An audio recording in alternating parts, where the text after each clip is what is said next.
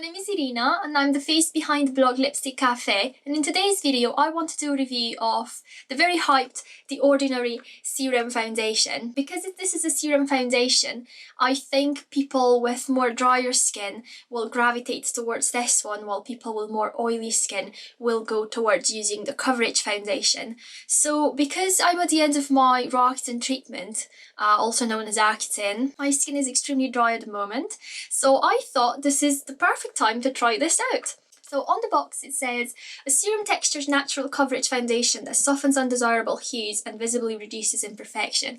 Now this is very interesting because even though I'm at the end of my treatment with Roaccutane and I don't have any pimples on my face, I do still have fine lines, some freckles, some scars, so we'll see how that goes. I got this in the shade 1.2Y, which is light with yellow undertones. And this is something I love about the Ordinary foundations, because I did try the coverage one for a while. They have this division with undertones, which is really helpful. So here's the foundation. It looks nice. I think the packaging doesn't look cheap at all, actually. It's quite soft, almost feels like velvet. Really like the black box and the black packaging. I think it's really elegant and chic.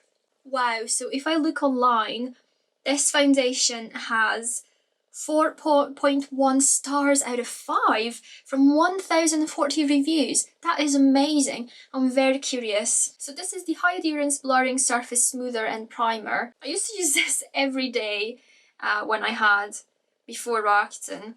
My skin was extremely textured.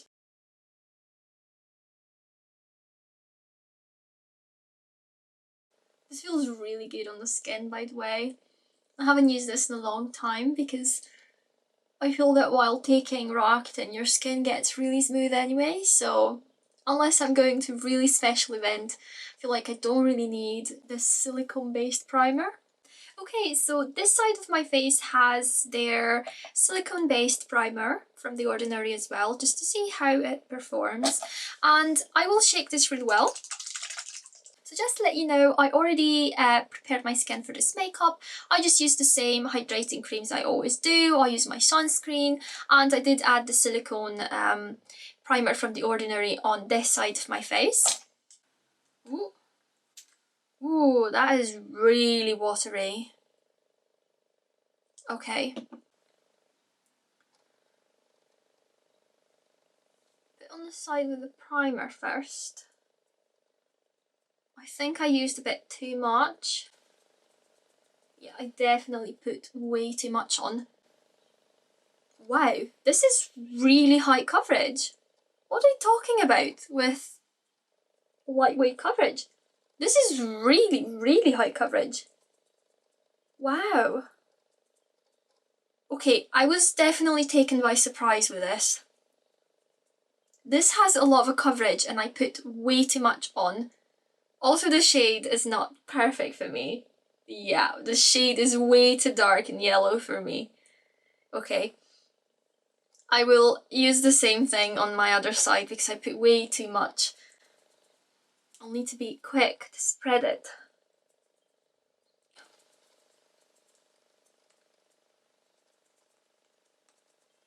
Wow, okay, so the shade 1.2 yellow for the coverage foundation used to be absolutely perfect for me like a year ago. Obviously it's not anymore. Right, so now that I blended for quite a while on my skin, I have some really interesting things to say, which is that I prefer it on the side without the primer. It just doesn't look the best. I feel like it looks drier on this side. Definitely looks more luminous and nicer on this side. I don't have the same issue towards here in the temple area. So if I pull this with my finger, do you see this? It's just coming off. Oh my god, the primer is just peeling off. Okay, I can't really fix it because the more I touch it, the more it's peeling off. So I'll stop here. I'm a bit scared for this side. It looks a lot more textured and a lot more clogged It's almost like it sits on the skin on the side where I put the silicone primer. I'm a bit surprised, to be honest, because I used to use the silicone primer when I had really oily skin and it would smooth my skin very, very well. But now it seems to just peel off and do these funny things, which is quite interesting. Do let me know if this happened to you as well, if you use the Ordinary silicone based primer and then the serum foundation. Please let me know. This is very odd. I will carry on with finishing the makeup on my face and see how it performs with my other products that I use on a daily basis. Actually, before I do that, I'd like to apply a bit more, just a tiny bit. Maybe on the more, maybe on the side without the primer. I'm even scared to touch the primer side because it's just peeling off. Just so I can see how it looks. See, if I put something on top, this, you can tell that this immediately oxidized because the new layer looks a bit lighter than what's underneath. So this means this oxidizes quite a lot. So I don't like this much now that I added a second layer. I think I preferred it very sheer and with not a lot of foundation on it at all. God, the shade really doesn't suit me now very well. What you can do if you're only showing your hands and they don't look too much different from your face is you can just spread the foundation a bit down to your neck like I did to make sure there isn't like a straight line between the colour on your face and your neck.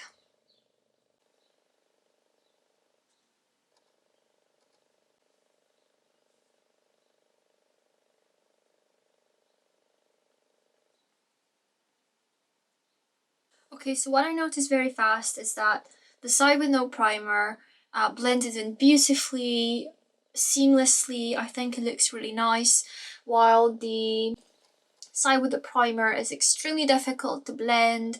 It's getting patchy. I don't like it at all. I'm wondering if this is because of the interaction between the silicone primer and my sunscreen. It could be that. It's just very odd. Looks so bad. I'm very tempted to just wash this off and do it again.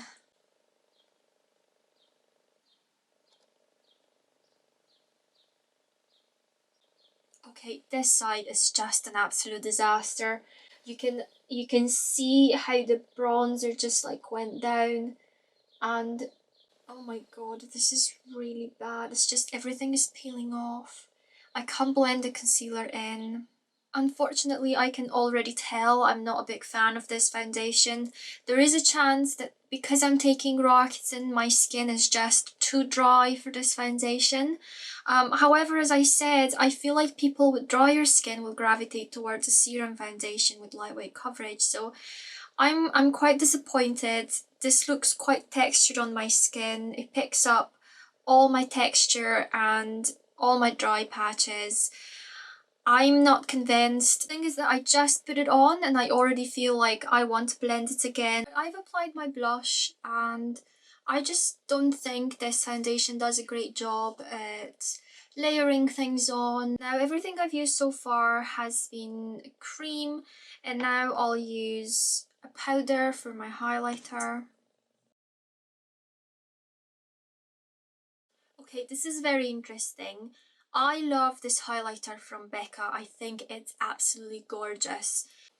I don't like how it looks on this foundation. I think it looks too powdery and it emphasizes the texture of my skin. This is very interesting. This means the foundation is doing this. I guess what you can learn from this video is how important it is to swap the products around, because you might use a product and think it's not the best, but actually it's the base that causes the issues. So I know I've said I have really dry skin and I have some fine lines on my forehead. I do feel like this foundation overemphasizes them a bit. I repeat, my skin is extremely dry at the moment. Right, so this is me. I finished my makeup.